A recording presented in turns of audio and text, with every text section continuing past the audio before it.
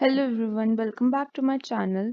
So I took a very long break and I'm very sorry for that, but I'm back with my sessions today and today in this session we're going to learn about plant reproduction. तो हम इस session में पढ़ेंगे कि reproduction क्या होता है, कितने टाइप्स के रिप्रोडक्शन होते हैं, जिसमें हम asexual reproduction and sexual reproduction के बारे में बात करेंगे। फिर हम जानेंगे कि एसेक्सुअल रिप्रोडक्शन भी 6 डिफरेंट कैटेगरीज में डिवाइडेड है, जिसमें एनिमल्स एंड प्लांट्स दोनों ही इंक्लूडेड हैं। फिर हम लास्ट में बात करेंगे सेक्सुअल रिप्रोडक्शन इन प्लांट्स। तो रिप्रोडक्शन क्या होता है? अगर सिंपल टर्म्स में बताऊं तो reproduction is nothing but the production of offsprings. The production of offsprings. हमें पता है reproduction is not a life process. Organism, किसी लिविंग ऑर्गेनिज्म को सरवाइव करने के लिए इस अर्थ पे रिप्रोड्यूस करना इज नॉट नेसेसरी, बट एक स्पीसी के लिए इट इज़ वेरी इंपॉर्टेंट। अगर एक पर्टिकुलर स्पीसी ही रिप्रोड्यूस करना बंद कर दे तो वो पर्टिकुलर स्पीसी जिसने बंद कर दिया था that will extend from the earth. So it is important for an organism to reproduce but not necessary. So all living organisms reproduce and give birth to the young ones which are either exactly same or somewhat similar to them, and this process is called reproduction. तो reproduction एक ऐसा process है जिसमें living organism अपने offsprings को birth देते हैं, जो ऑफस्प्रिंग अपने पेरेंट्स से बिल्कुल आइडेंटिकल होते हैं, नहीं तो उनके कुछ कैरेक्टर्स उनमें आते हैं। तो हमने बात की थी लिविंग ऑर्गेनिजम्स की, तो लिविंग ऑर्गेनिजम्स में प्लांट्स भी आते हैं।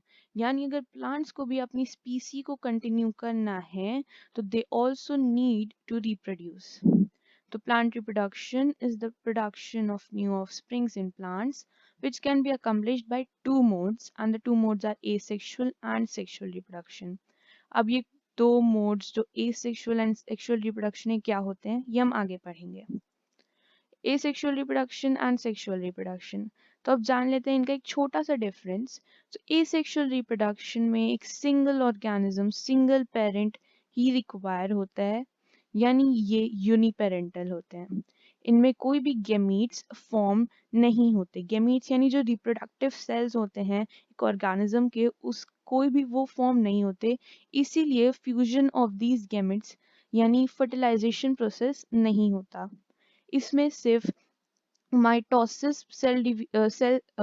प्रोसेस से ही सेल्फ डिवीजन होता है, एंड जो ऑफस्प्रिंग्स होते हैं वो बिल्कुल आइडेंटिकल होते हैं अपने पेरेंट्स से. ऑल्सो जो बहुत ही कम समय में large number of offspring produce हो जाते हैं. Sexual reproduction requires more than one organism, यानी बायपेरेंटल होते हैं. इसमें गैमीट्स फॉर्म होते हैं, हेंस फर्टिलाइजेशन प्रोसेस होता है. इसमें मियोसिस एंड माइटोसिस दोनों प्रोसेस से सेल डिवीजन होते हैं. ऑफस्प्रिंग्स बिल्कुल आइडेंटिकल नहीं होते, उनके कुछ कैरेक्टर्स, उनके कुछ फीचर्स अपने पेरेंट्स से उनमें इनहेरिटेट होते हैं, उनमें आते हैं. और कंपैरेटिवली अगर हम एसेक्सुअल रिप्रोडक्शन से कंपेयर करें तो जो नंबर ऑफ ऑफस्प्रिंग्स हैं वो बहुत ही कम है. बात कर लेते हैं एसेक्सुअल रिप्रोडक्शन की. तो एसेक्सुअल रिप्रोडक्शन जैसे बताया था 6 टाइप्स में कैटेगराइज्ड है, जिसमें आता है vegetative propagation, regeneration, fission, fragmentation, budding and spore formation.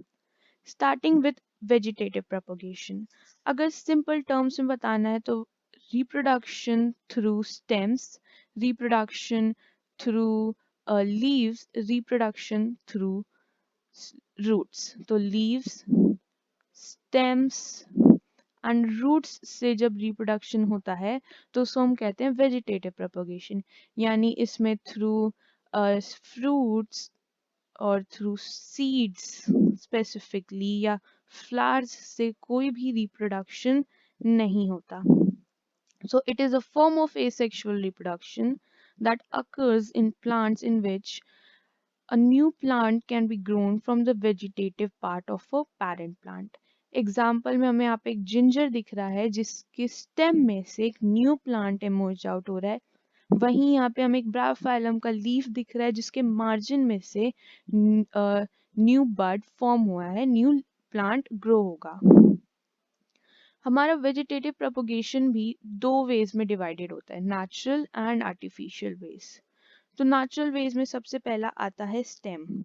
तो जब vegetative propagation occurs through stem, तो एक new plant arises from the nodes of this stem, यानी नोड्स में से एक न्यू प्लांट इमर्ज्ड आउट होता है horizontally on the ground, and इसी को कहते हैं रनर्स, इनको हम कहते हैं runners.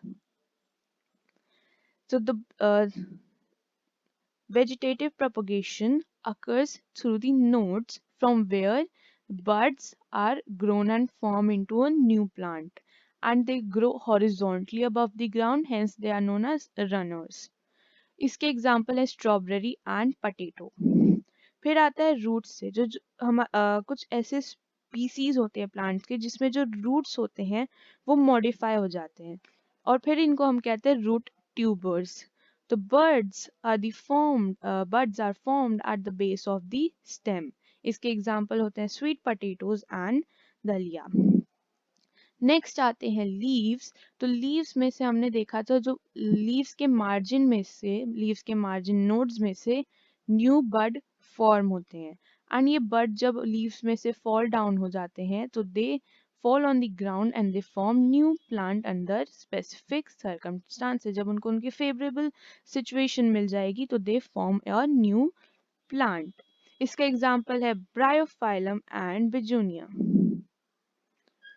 Bulbs have an underground stem to which the leaves are attached. Shoots are developed from these lateral buds। जो हमारे bulbs होते हैं इनमें buds होते हैं near the node। तो हमें nodes में हमें दिख रहा है हमें buds, इसी में से leaves grow करते हैं, and eventually these new buds developed into new plants. यही न्यू बर्ड्स लीव्स ग्रो करते हैं, फिर इसी में से बर्ड्स फॉर्म होते हैं न्यू प्लांट्स में।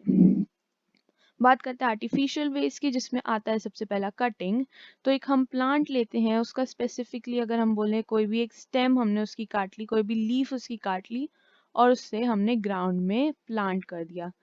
जब वो प्लांट हुआ उसको हमने उसके फेवरेबल कंडीशंस दिए, एंड अंडर फेवरेबल कंडीशंस उसके रूट्स ग्रो कर गए, and when roots grow new plant also emerged out. इसका एग्जांपल हम ले सकते हैं rose and sugar cane. Grafting में अगर हम देखें तो हम दो टाइप के प्लांट लेते हैं जिसको कहते हैं स्टॉक एंड स्कियन। तो इसमें ये हमारा हो गया स्कियन एंड इसमें हो गया हमारा स्टॉक। तो अब ये दोनों क्या है? तो स्टॉक एक ऐसा प्लांट है जिसके हमने रूट्स सेलेक्ट किए थे, यानी एक ऐसा प्लांट जिसके रूट्स होते हैं, एंड दूसरा प्लांट जिसका हमने हमारे फेवरेट स्टेम्स या लीव्स या उसके हमने फ्लावर्स या फ्रूट सेलेक्ट किए हों। जब दोनों ऐसे प्लांट्स को एक साथ ज्वाइन कर दिया जाता है तो इस प्रोसेस को हम कहते हैं आइनोस्क्यूलेशन। इनको एक साथ रैप कर दिया जाता है, एक साथ वैक्स कर दिया जाता है, and they further grew into a new plant that has the desired combined traits of both the parent plants। यानी स्कियन के भी कुछ ट्रेड्स होंगे और स्टॉक के भी कुछ उस ट्रेड्स होंगे उस न्यू प्लांट में। इसके एग्जांपल हैं apples, mangoes and lemon. Layering. तो लेयरिंग जब हम कोई प्लांट लेते हैं उसके जो सॉफ्ट बेंडेबल फ्लेक्सिबल स्टेम लेते हैं उसको हम बेंड कर देते हैं और ग्राउंड में, एंड उसके ऊपर हम उसे सॉइल से कवर कर देते हैं। इवेंचुअली उसके धीरे कुछ टाइम के बाद उसमें उसके रूट्स ग्रो हो जाते हैं, एंड जब उसके रूट्स ग्रो हो जाते हैं तो एक न्यू प्लांट इमर्ज्ड आउट होता है। इसका एग्जांपल है जास्मिन एंड हिबिस्कस।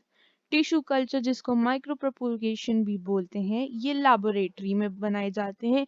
इसमें प्लांट सेल्स को लेके कल्चर्ड किया जाता है together and they develop into a new plant. इसके एग्जांपल हैं ऑर्चर्ड्स। अब पढ़ लेते हैं रीजनरेशन के बारे में। तो रीजनरेशन एक ऐसा प्रोसेस है जिसमें जो पेरेंट ऑर्गेनिज्म है वो एक्सीडेंटली कट हो जाता है पीसेस में, लेकिन वो जो पीसेस में कट होता है वो भी एक न्यू ऑर्गेनिज्म में रीजनरेट हो जाता है, एक न्यू ऑर्गेनिज्म बन जाता है। रीजनरेशन को कैरी करने के लिए मींस अगर रीजनरेशन चाहिए तो उसमें कुछ स्पेशल सेल्स का होना जरूरी है। ये स्पेशल सेल्स एक मास बनाएंगे, एक साथ कलेक्ट होंगे, डिवाइड होंगे और एक मास ऑफ सेल्स बनाएंगे जो चेंजेस जिनमें चेंजेस आएंगी and these changes will lead to making of tissues. फिर चेंजेस आएंगी, ये टिश्यूज और डेवलप होंगे, ऑर्गन्स बनेंगे and they will make a specific body part and finally ऐसे ही धीरे धीरे करके एक पूरी बॉडी बन जाएगी। यानी regeneration is carried out by specialized cells. These cells divide and makes many new cells. From this mass of cells, different cells undergo changes to become various cell types and tissues. Then these tissues form different types of organs and body parts. Regeneration हमें plants में भी देखने को मिलता है, animals में देखने को भी मिलता है। प्लांट्स में एग्जांपल हम कह सकते हैं हाइड्रा एंड प्लेनेरिया। एनिमल्स में हमने देखा है लिजर्ड में। लिजर्ड की अगर एक्सीडेंटली टेल कट हो जाती है तो टेल जो उसकी कट हुई थी, टेल से न्यू ऑर्गेनिज्म नहीं लेकिन जो उसकी पीछे जो पार्ट था उसमें एक न्यू टेल ग्रो हो जाती है। तो वी कैन से रीजनरेशन एक ऐसा प्रोसेस है जिसमें डैमेज्ड और मिसिंग बॉडी या टिश्यू या फिर एक ऑर्गन भी ग्रो हो सकता है। तो इसमें हमें एग्जांपल दिख रहा है प्लेनेरिया, इसमें वो एक्सीडेंटली 3 पीसेस में कट हो गया लेकिन वो 3 पीसेस में कट होने के बाद भी 3 डिफरेंट डॉटर प्लेनेरियाज में डेवलप हो गया। Same goes with hydra.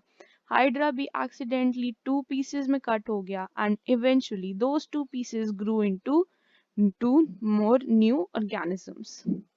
बात करते हैं फिजन की। तो fission is a process is a type of reproduction जिसमें unicellular organisms split हो जाते हैं। splitting of organisms into two or more daughter cells. So many new unicellular organisms splits into two identical halves जिनको हम daughter cells भी बोलते हैं during cell division leading to the creation of a new organism. इसके example है bacteria and protozoa.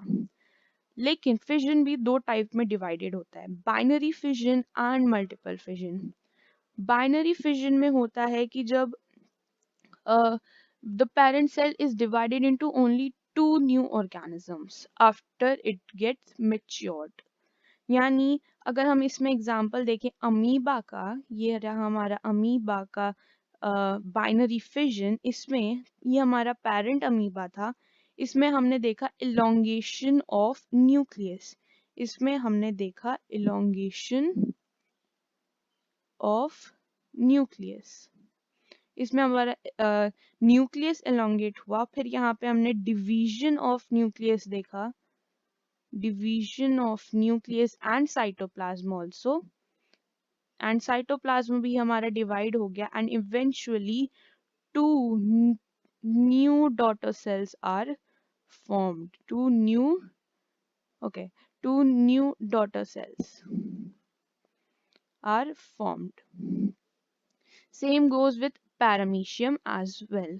So after splitting हमने देखा जो हमारा पेरेंट अमीबा था उसकी आइडेंटिटी लॉस्ट हो गई। आइडेंटिटी लॉस्ट हो गई यानी पेरेंट सेल अब नहीं है, उसने 2 डॉटर सेल्स में अपने आप को डिवाइड कर लिया। यानी after splitting parent cell do not exist, the parental identity is lost. The parental identity is lost. In fission, not only in binary fission, but parental identity is lost in fission basically. Okay, is lost. बात करते हैं multiple fission की। तो multiple fission में क्या होता है कि एक पेरेंट सेल ही बहुत सारे मेनी न्यू ऑर्गेनिजम्स में स्प्लिट हो जाता है एक साथ। ऐसा नहीं कि एक एक करके, एक साथ स्प्लिट हो जाता है। ये कैसे होता है कि ये हमारा था प्लाज्मोडियम। प्लाज्मोडियम एक एग्जांपल है मल्टीपल फिजन का। ये हो गया हमारा पेरेंट प्लाज्मोडियम, इसने इसके हमारे जो न्यूक्लियस थे उसने डिवाइड कर लिया। The nucleus divided into daughter nuclei, और इन न्यूक्लियाई के पास बहुत सारा साइटोप्लाज्म कलेक्ट हो गया। इवेंचुअली जैसे ही ये साइटोप्लाज्म कलेक्ट हुआ, आफ्टर फ्यू टाइम ये ऐसा हो गया, दे फॉर्म्ड न्यू न्यूक्लियाई, एंड ये जो कवरिंग होती है इसको हम कहते हैं सिस्ट, इस कवरिंग को हम कहते हैं सिस्ट। जैसे ये सिस्ट ब्रोक हुआ, all these daughter cells they are released. ये हो गया हमारा पेरेंट, इसमें न्यूक्लियस कंटेन्ड इन सिस्ट, इसने बहुत सारे डॉटर सेल्स बनाए, पहले न्यूक्लियस डिवाइड हुआ, फिर साइटोप्लाज्म डिवाइड हुआ, उनके अराउंड गैदर होके फिर डॉटर सेल्स बन गए, एंड फाइनली जब ये सिस्ट टूट गया तो ये सारे डॉटर सेल्स रिलीज हो गए। Inside this cyst, the nucleus of the organism breaks into smaller nuclei. Then the cytoplasm gather around each nuclei, and after some time the cyst breaks. Hence, all these daughter cells are released and multiple fission takes place. बात कर लेते हैं fragmentation की। तो fragmentation होता है उन organisms में जब ऑर्गेनिज्म अपनी बॉडी को ब्रेक कर लेते हैं, फ्रैगमेंट्स यानी पीसेस में ब्रेक कर लेते हैं। So fragmentation is a type of asexual reproduction where an organism is split into fragments or pieces. इसको हम कह सकते हैं pieces. It occurs in multicellular organisms.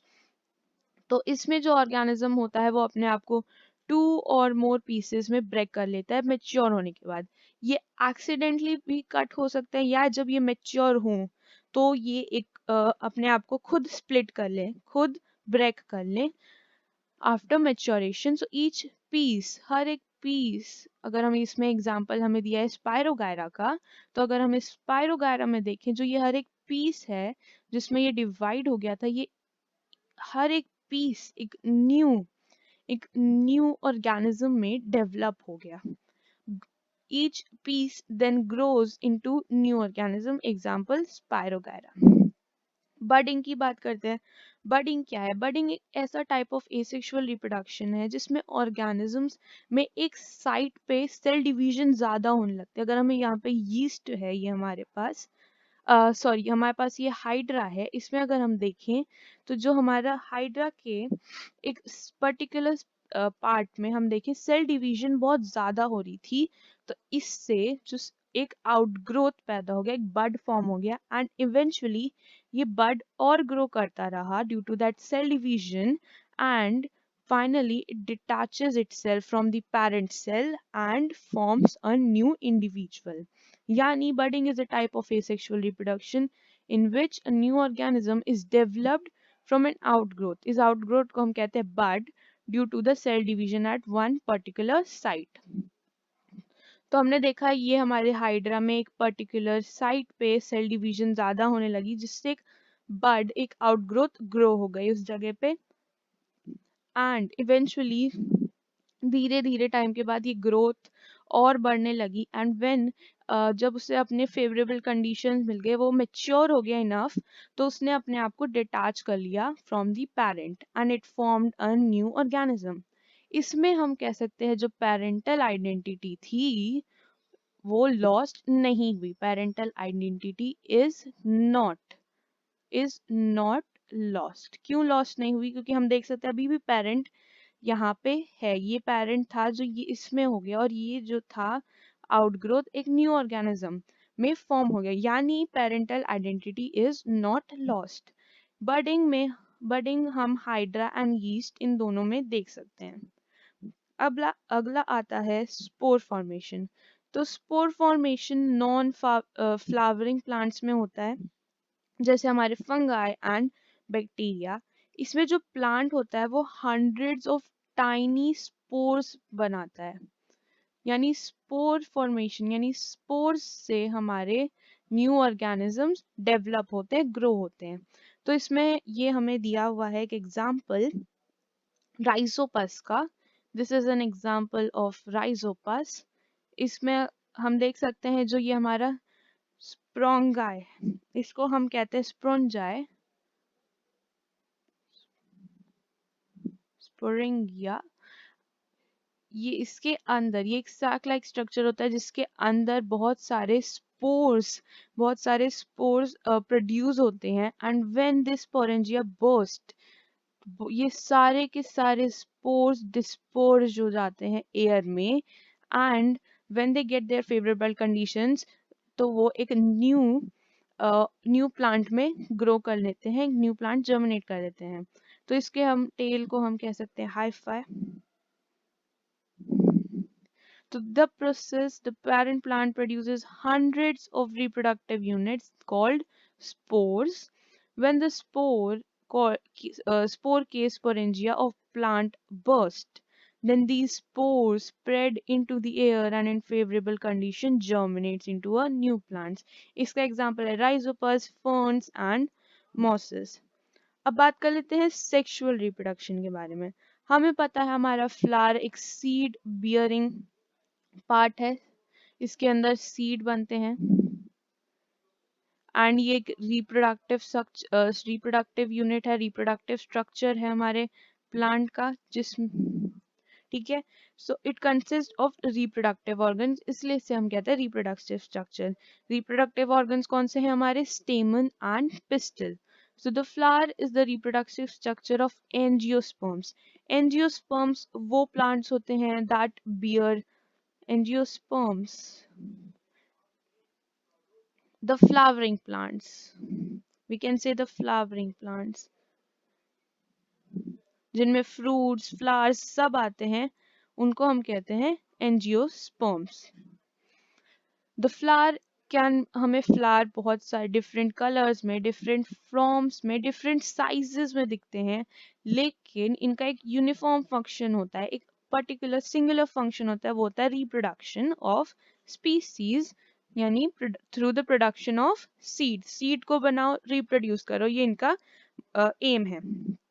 The flower possesses both male and female structure, यानी स्टेमन भी जिसमें हो और पिस्टल भी एक ही फ्लावर में, उन्हें कहते हैं मोनोइसियस। लेकिन कुछ ऐसे कुछ ऐसे फ्लावर्स होते हैं जिनमें सिर्फ या तो फीमेल स्ट्रक्चर होता है या तो मेल स्ट्रक्चर होता है, तो उनको हम कहते हैं डायोसियस। अब बात करते हैं वॉल्स की। तो हमारे एक फ्लावर में 4 वॉल्स होते हैं। एंड इनका क्या, ये किस लिए होते हैं? They are responsible for the arrangement of a flower. Number 1 calyx, ये होता है outermost whorl of our flower. It comprises of the sepals and some tiny leaves. इनका क्या काम होता है? ये प्रोटेक्ट करते हैं हमारे फ्लावर को कोई भी मैकेनिकल इंजरी से। सेकंड आता है कोरोला, ये होती है the second whorl of our flower और इसमें होता है पेटल्स। स्टेमन, ये होता है थर्ड वॉल और ये होता है the male reproductive. And pollen, इसी में pollen is produced by the anther, यानी स्टेमन भी 2 पार्ट्स में डिवाइडेड होता है, फिलामेंट एंड एंथर, जो हम आगे पढ़ेंगे। तो जो पॉलन होता है वो हमारा एंथर में बनता है। And all स्टेमन do not bear fertile anthers, यानी हर एक प्लांट के जो स्टेमन होता है उसमें जो एंथर होता है वो जरूरी नहीं है कि पॉलन प्रोड्यूस करें। कार्पल, ये होता है 4th wall of our flower और ये हमारे सेंटर में होता है, प्लांट के फ्लावर के सेंटर में होता है, और इसे कहते हैं द फीमेल रिप्रोडक्टिव प्लांट, जिसमें हमारा पिस्टल होता है। बात करते हैं the structure of a flower. तो पेटल्स एंड सेपल्स। तो पेटल्स ये होते हैं the bright coloured part that attracts बीज, इंसेक्ट्स एंड बर्ड्स, यानी ये बहुत ही ब्राइट कलर होता है, इनका ब्राइट कलर भी हो सकता है या ये पेल कलर के भी हो सकते हैं। एंड इनका क्या काम होता है? ये पॉलिनेटर्स, पॉलिनेटिंग एजेंट्स, यानी बीज, इंसेक्ट, बर्ड्स, इन सबको अट्रैक्ट करते हैं जिससे कि वो पॉलिनेशन प्रोसेस, जो हम आगे पढ़ेंगे, पॉलिनेशन प्रोसेस को कैरी आउट करें। So color of a petal varies from plant to plant and some can either be very bright or very pale. Sepal, ये होता है ग्रीन कलर्ड पार्ट जो हमारे पेटल्स के बिल्कुल नीचे होता है और इसका काम होता है कि जो बर्ड हमारा फॉर्म हो रहा है उसको प्रोटेक्ट करे फ्रॉम एनी इंजरी। कुछ प्लांट्स में फ्यूज पेटल्स सेपल्स होते हैं लेकिन कुछ में सेपरेटेड भी होते हैं। अब बात करते हैं द रिप्रोडक्टिव पार्ट्स। तो ये हो गया हमारा पिस्टल। पिस्टल में हमें दिख रहा है, पिस्टल भी 3 पार्ट में डिवाइडेड है, स्टिग्मा, स्टाइल एंड ओवरी। वहीं जो यहाँ पे हमारा स्टेमन है, द मेल रिप्रोडक्टिव पार्ट, जो डिवाइडेड है एंथर और फिलामेंट में। पिस्टल होता है हमारा फीमेल रिप्रोडक्टिव पार्ट। तो अब एंथर और फिलामेंट, हम बात कर लेते हैं सबसे पहले स्टेमन की। स्टेमन में होता है एंथर, ये होता है द हेड ऑफ द स्टेमन। और ये, इसका क्या काम होता है, ये प्रोड्यूस करता है pollen grains, it produces pollen। Anther होता है लॉन्ग स्लेंडर पार्ट जो हमारे एंथर से अटैच होता है, एंथर और प्लांट को हमारे अटैच करता है, उसको हम कहते हैं फिलामेंट। तो इसको हम लिख सकते हैं लॉन्ग स्लेंडर पार्ट। इसका क्या काम होता है, ये हमारे एंथर को हमारे प्लांट से अटैच करता है। अब बात करते हैं फीमेल रिप्रोडक्टिव प्लांट की। तो पिस्टल होता है फीमेल रिप्रोडक्टिव पार्ट, इसको हम जाइनेशियम भी बोलते हैं, GYNOECIUM,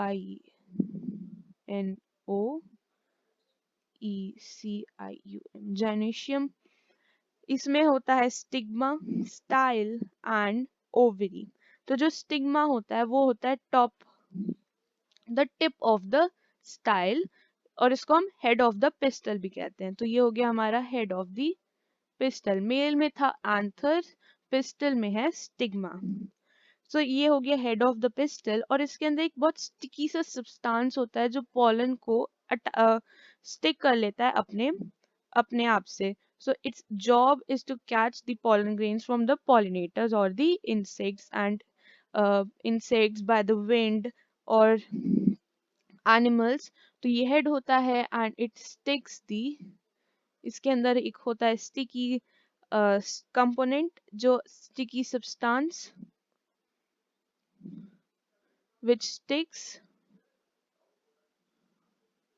the pollen। फिर हमारे पास आता है स्टाइल, ये एक लॉन्ग स्लेंडर स्टॉक होता है, इसको हम लिख सकते हैं लॉन्ग स्लेंडर स्टॉक। इसका क्या काम होता है, जब हमारे स्टिग्मा के पास पॉलन ग्रेन्स आ जाते हैं तो ये एक हॉलो ट्यूब बना लेती है। It forms hollow tube, forms a hollow tube, जिसको हम कहते हैं pollen tube, forms a hollow tube, जिसको हम कहते हैं पॉलन ट्यूब। तो ये पॉलन ट्यूब क्या करता है, जो पॉलन ग्रेन्स हमारे पास आते हैं ये स्टिग्मा से डायरेक्ट हमारे ओवरी में जाते हैं, ओवरी से ओव्यूल्स में एंड फर्टिलाइजेशन होता है। तो ओवरी हमारे बेस में होता है पिस्टल के, and these holds and they hold the ovules, that is the eggs, they hold eggs, और ओव्यूल्स को ये हमारे होल्ड करते हैं। तो stamen, this is the male reproductive organ and it also known as androecium. It contains two parts, anther and filament. The anther is the yellow pouch-like part inside of the flower that holds the pollen. It is usually the top of a long stalk that looks like a fine hair. Filament, it supports the anther। Pistil, ये होता है innermost female reproductive organ। इसके अंदर होता है stigma, style and ovary. Stigma ये होता है द टॉप मोस्ट पार्ट, यानी हेड ऑफ द पिस्टल, और the receptive tip of carpels in the gynoecium of a flower. gynoecium यानी pistil. Style, it is the long tube like slender stalk that connects the stigma and the ovary। यानी जब ये एक hollow tube बना लेते हैं, हमारा हॉलन tube pollen tube बना लेते हैं, तो ये हमारे स्टिग्मा और ओवरी को कनेक्ट करते हैं। तो ओवरी ये डक्टलेस रिप्रोडक्टिव ग्लैंड होता है जो हमारे ओव्यूल्स को होल्ड करके रखता है, और यहीं पे सीड फॉर्मेशन होती है। अब बात कर लेते हैं पॉलिनेशन की। पॉलिनेशन क्या होता है, तो पॉलिनेशन एक ऐसा प्रोसेस है जिसमें जो हमारा पॉलन ग्रेन्स होता है वो हमारे एंथर, हमारे फ्लावर के एंथर से हमारे स्टिग्मा में ट्रांसफर होता है। So the transfer of pollen grains from anther to flower's stigma is called pollination. ये हमारे बहुत सारे पॉलिनेटर्स होते हैं, पॉलिनेटिंग एजेंट्स होते हैं जो ये करते हैं। वो इंसेक्ट्स भी हो सकते हैं जैसे बटरफ्लाईज, फ्लाईज, एनिमल्स, बर्ड्स, और कुछ एबायोटिक एबायोटिक कंपोनेंट भी होता है कर सकते हैं, यानी विंड एंड वाटर। दीज इनको हम पॉलिनेटिंग एजेंट्स भी कह सकते हैं, जो क्योंकि ये पॉलन को आंथर से स्टिग्मा से कैरी करके लेके जाते हैं, ट्रांसफर करते हैं। इसी से पॉलिनेशन दो टाइप के होते हैं, एक होता है सेल्फ पॉलिनेशन, एक होता है cross pollination. Self pollination, the name itself suggests कि एक ही फ्लावर में पॉलिनेशन हो रही है, यानी जिस फ्लावर में एंथर एंड जिस फ्लावर में हमारा मेल फीमेल दोनों रिप्रोडक्टिव पार्ट्स हैं उसमें पॉलिनेशन हो रहा है, यानी हमारा जो आंसर है उसमें से पॉलन्स हमारे स्टिग्मा पे जा रहा है सेम फ्लावर में, एंड देन स्टिग्मा से स्टाइल हमारा फॉर्म कर लेता है एक हॉलो ट्यूब, एंड देन वो नीचे हमारे ओवरीज ओव्यूल्स में फर्टिलाइजेशन प्रोसेस होता है, यानी सेम फ्लावर में ही पॉलन ट्रांसफर हो रहा है आंथर से स्टिग्मा में। It includes a single flower. Self-pollination occurs when pollen grains fall directly from anther to stigma of the same flower. Of the same flower. इसके एडवांटेज है कि जो हमारा पॉलन ग्रेन्स क्रॉस पॉलिनेशन में होता है कि एक फ्लावर के एंथर से दूसरे फ्लावर के स्टिग्मा में ले जाया जाता है, तो कभी कभार जो पॉलन ग्रेन्स होते हैं वो कहीं गिर जाते हैं, डेस्टिनेशन यानी हमारे स्टिग्मा पे नहीं पहुंचते, तो इससे वेस्टेज हो जाती थी। लेकिन सेल्फ पॉलिनेशन में वेस्टेज ऑफ पॉलन ग्रेन्स नहीं होते और इसमें कोई भी एक्सटर्नल फैक्टर्स यानी कोई भी एजेंट की जरूरत भी नहीं पड़ती। बात करते हैं क्रॉस पॉलिनेशन की। सो क्रॉस पॉलिनेशन एक होता है प्रोसेस, एक टाइप का पॉलिनेशन होता है जिसमें जो एंथर जो हमारे पॉलन ग्रेन्स होते हैं वो हमारे एक प्लांट के एंथर से हमारे दूसरे प्लांट के स्टिग्मा में ले जाए जाते हैं। सो इसमें हमें पॉलिनेटिंग एजेंट्स की यूज होती हैं। So in this the pollen grains are transferred from anther of one flower to the stigma of another flower. And this process requires biotic as well as abiotic agents like the animals, birds, winds, insects, water, etc. अब बात कर लेते हैं the process of pollination. Pollination कैसे होता है? हमें पता है जो हमारा स्टेमन है यानी मेल रिप्रोडक्टिव पार्ट, उसके एंथर में हमारे पॉलन ग्रेन्स प्रोड्यूस होते हैं। अब पॉलिनेशन प्रोसेस हुआ हमारा पॉलन ग्रेन हमारे स्टिग्मा में पहुंच गया। स्टिग्मा में पहुंचने के बाद हमारे स्टाइल ने एक हॉलो ट्यूब बना ली, हॉलो पॉलन ट्यूब क्रिएट कर ली। उस पॉलन ट्यूब ने एक पैसेज बना दिया स्टिग्मा से ओवरी तक। पॉलन जब ये पॉलन ट्यूब बन गया, फिनिश हो गया बनना, तो जो हमारे पॉलन ग्रेन्स थे वो स्लोली स्लोली हमारे ओवरी में गए एंड ओवरी से हमारे एग में, वहां पे फर्टिलाइजेशन प्रोसेस हुआ and the embryo developed into a seed. ये सीड जब जर्मिनेट हुआ तो एक न्यू प्लांट में फॉर्म हो गया एंड फिर से ये साइकिल चल गई कि जो हमारा उसमें से जो फ्लावर ग्रू हुआ उसके स्टेमन में से आंथर स्टेमन के आंथर ने पॉलन ग्रेन्स प्रोड्यूस किए, फिर पॉलिनेशन हुआ एंड फिर फर्टिलाइजेशन हुआ, फिर सीड प्रोड्यूस होके एक न्यू प्लांट ग्रो हो गया। So the process begins when pollen grains from a respective flower lands on the stigma and form a pollen tube with the style which connects both stigma and the ovary. After the completion of pollen tube, the pollen grain transmits sperm cells from the grain to the ovary. Sperm cells इसको हम pollens भी बोल सकते हैं। Later, the process of fertilization takes place when sperm cells reach the ovary and egg cells, the fusion of male and female gametes. The seed is then released from parent plant and make it into grow into a plant. फिर हमारा seed बना, seed से हमारा जो ये parent plant में से जो सीड बना फिर ये germinate हुआ and it forms into a plant and continues the reproductive cycle with the use of pollination method. बात कर लेते हैं pollinating agents के बारे में। तो pollinating agents हम पहला है by wind. Flowers that use wind pollination उनका एक कुछ कैरेक्टरिस्टिक्स होते हैं, कभी ग्रीन कलर के होते हैं, स्मॉल होते हैं और ओडरलेस होते हैं, उनका कोई स्मेल नहीं होता. The male part of these flower produces large quantity of pollen, यानी एंथर जो होता है बहुत ज्यादा पॉलन प्रोड्यूस करता है. लेकिन जो इनका फीमेल पार्ट होता है उसके भी कैरेक्टर है कि वो बहुत स्टिकी और फेदरी होते हैं. Example coconut, palm, maize. Animals. Animals play an very important role. जब कुछ एनिमल्स जैसे हम यहाँ पे देखे, ये इस फ्लावर को खा रहा है तो ये उसके अगर सीड्स, जब वो फ्लावर को खा रहे हैं तो उसके सीड उसके माउथ में है, it might spit somewhere. And अगर उसको फेवरेबल कंडीशंस मिल गई, अगेन अगर उस सीड को अपनी फेवरेबल कंडीशन मिल गई तो वो एक न्यू प्लांट में ग्रो कर जाएगा. यहीं पे एक और सेकंड केस हो सकता है कि ये फ्लावर के जो पॉलन है वो इस एनिमल के हैंड में स्टिक हो जाए, and when they touch another flower तो क्या पता ये पॉलन ग्रेन्स उस स्टिग्मा पे, उस फ्लावर के स्टिग्मा पे स्टिक हो जाए, and again the pollination process took place, and then फिर fertilisation. When animals eat fruit, they move to different location, and this movement helps in spreading of seeds. Artificial pollination, ये humans, it is done by human beings, and इससे hybrid crops भी produce किए जा सकते हैं. इसमें हम देख रहे हैं इस ब्रश में पॉलन गेन्स लगे हुए हैं, एंड ये स्टिग्मा, इस फ्लावर के स्टिग्मा पे इसको स्टिक करवाए जा रहे हैं. अब बात कर लेते हैं डबल फर्टिलाइजेशन प्रोसेस की.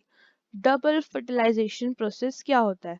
तो डबल फर्टिलाइजेशन प्रोसेस, इसमें दो स्पर्म सेल्स प्रोड्यूस होते हैं, दो स्पर्म सेल्स प्रोड्यूस होते हैं. एक जो जाइगोट के लिए, यानी एक सीड फॉर्मेशन के लिए, तो दूसरा उस जाइगोट के न्यूट्रिशन के लिए. यहाँ पे हमने देखा ये हमारा पॉलन था, ये यहाँ से हमारे पॉलन ट्यूब से हमारे पॉलन ट्यूब से हमारे एग सेल के पास आया यहाँ पे, एंड ये हमारे पोलर न्यूक्लियाई, इनको हम लिख लेते हैं पोलर न्यूक्लियाई, एंड यहाँ पे हमारा ये एग सेल. तो हमारा एक जो हमारा स्पर्म सेल था वो इस एग सेल के साथ फर्टिलाइज हो गया, दूसरा इन पोलर न्यूक्लियाइज के साथ इस फिजन हो गया, फ्यूजन हो गया, एंड इट फॉर्म एंडोस्पर्म. इसमें अगर हम देखें तो ये जो हमारे दो स्पर्म सेल्स हमें दिख रहे हैं, ये हमारे स्पर्म सेल्स, इसमें से एक ने हमारे एग सेल के साथ फर्टिलाइज कर लिया, तो दूसरे ने पोलर न्यूक्लियाइज के साथ फ्यूजन करके एंडोस्पर्म प्रोड्यूस कर लिया. दैट इज द, इसको हम कहेंगे एंडोस्पर्म. ये हो गया हमारा endosperm. It is a source of nutrition for a zygote, and ये रहा हमारा जाइगोट.